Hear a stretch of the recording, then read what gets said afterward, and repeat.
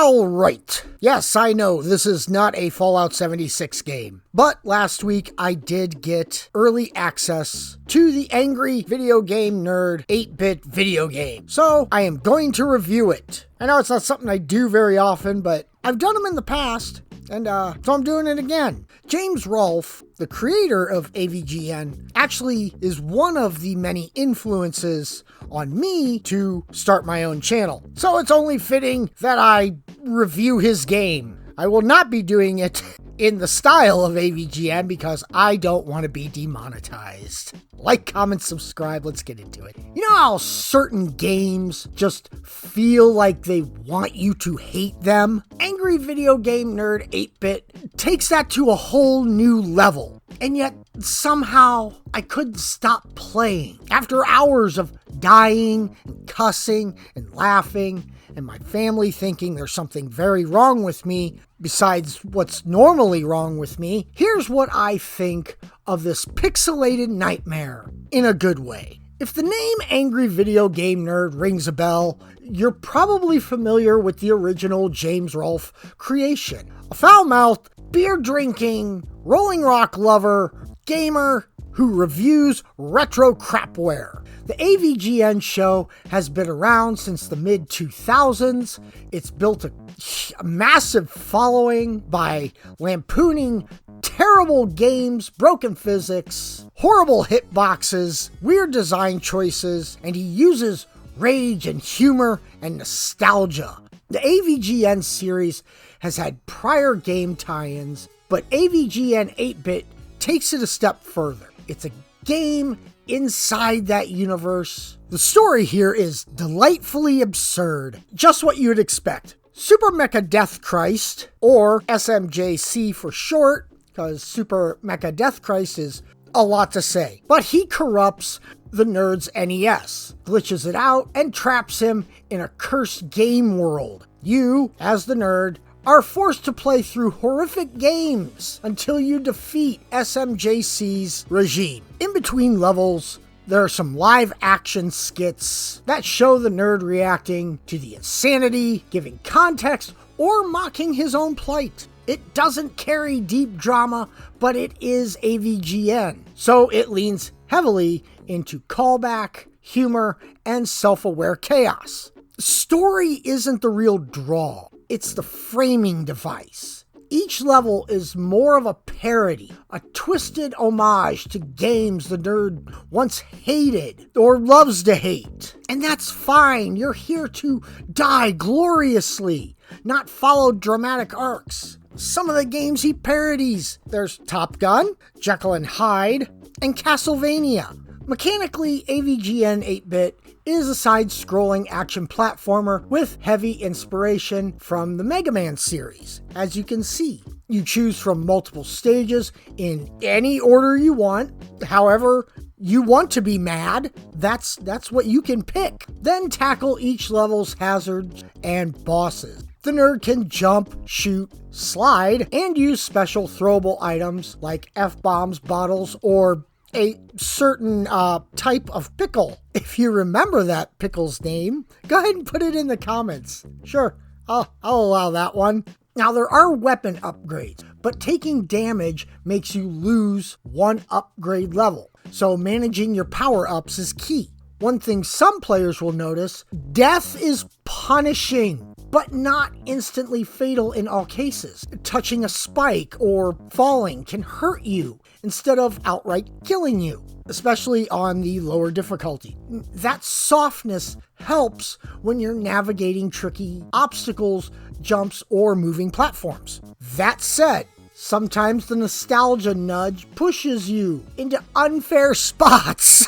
One recurring issue is forced scrolling segments that can lead to unavoidable deaths or lock you into bad decisions. That kind of design edge is something you'd expect from old games, but in 2025 it stings a little more, especially if you're not used to playing like NES game side-scrollers, where you can't go back. You're just stuck. You've made your choice, now you have to live with it or die. One of the strengths here is that no two levels feel alike. You might bounce around with trampolines, then shift into a horizontal shooter segment, then face a boss whose mechanics mock that very gimmick. For example, the Air World level is notorious. It uses trampolines you can't reliably control.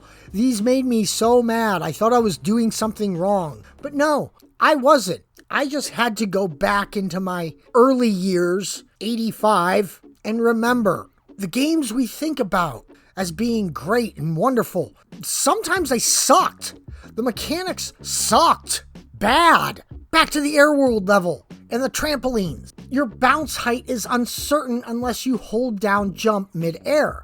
And that unpredictability caused me many deaths and many yellings and wanting to throw stuff. The difficulty modes are chill as hell, normal, and hard as balls, and they adjust how forgiving the game is. On the easier modes, you can survive more hits and mistakes, which acts as a buffer in platforming gauntlets. But going hard, you'll die. You'll burn through lives and die and get mad. Since level lengths are short, restarting doesn't feel brutal. You can get back in, which softens the repeated death loop. Bosses are big draws. They parody AVGN episodes and famous busted games. Beating them unlocks more stages, and eventually you face off against SMJC's glitch monstrosity. If you love 8-bit aesthetics, this game nails it. Sprite work, limited palettes, harsh contrast, it feels like something that could have existed on the NES, but with a modern polish. The enemies, the stage gimmicks, even font choices. Retroware did a solid job capturing that low-res, chunky charm. And the soundtrack is a chipmunk delight. If that's even a thing, it is now, because I just said it. Catchy, punchy, and memorable. It captures that NES vibe without sounding like cheap background noise. As for the live-action cutscenes, which I'm not going to show here because, once again, don't want to be demonetized, the game leans into AVGN's signature humor. If you're already a fan of James Rolfe's style, you'll get a kick out of the camera work, the jokes, and self-referential gags. If you're not, some of these bits may feel over-the-top gratuitous. Now let's talk about what works. Fan service. Fan service and humor. For longtime AVGN watchers, there are plenty of Easter eggs, callbacks, and self-aware gags that just land nicely. It's beautiful. The core gameplay is solid. The movement is responsive. The sliding and jumping feels tight. The power-up system adds stakes. There's variety. The levels don't just rehash the same trap. You'll see fresh mechanics and surprises. And probably my favorite, nostalgia with modern sensibility. Kinda. The game leans into old quirks, but it knows when to cut slack, like non-insta-death in many cases. Now where it falters. Forced scrolling segments or unfair trap design. Sometimes the game punishes you without clear cue. Games were cruel like that, but modern players expect clarity. But you're not going to get that out of this. This game was made in the sense of 1985 through 1989. Another one is losing upgrades on death can hurt progression. Another issue is the balance between fan service and accessibility. If you're not an AVGN fan, some jokes are gonna just fly over your head and you're just gonna find it stupid or disgusting. But really, those are the only things I can say, I'll put it in quotes, bad about it, about the AVGN game.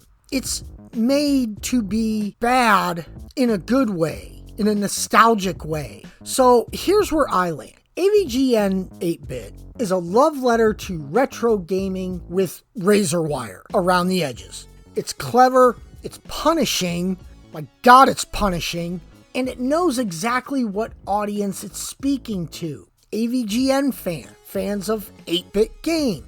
If you grew up yelling at your TV because some broken hitbox killed you in a platformer, this is your therapy. If you're new to AVGN or hate dying in bizarre ways, it'll test your patience. But it also respects you enough to give you tools, like the difficulty setting. There are checkpoints to progress. Now, do I recommend it? Of course I do. It's for platforming fans and AVGN diehards. But for a general audience, go in with the understanding that it leans heavy on nostalgia callbacks and frustration as part of the fun.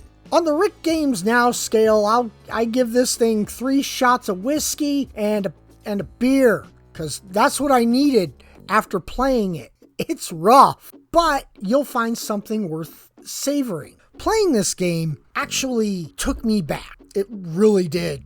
Back to the frustrating days of NES side-scrollers and me just hanging on to survive and then getting mad. Like Top Gun. Oh my God. Trying to land on the stupid aircraft carrier. It always made me mad. But now I look back on it with a fondness. I kind of missed it, and playing AVGN 8-bit did bring that back a little bit. It put me back in that mindset as a, 10, 11, 12-year-old? Yes, in 85 I was 10 years old. So you do the math, you find out how old I am this year in November.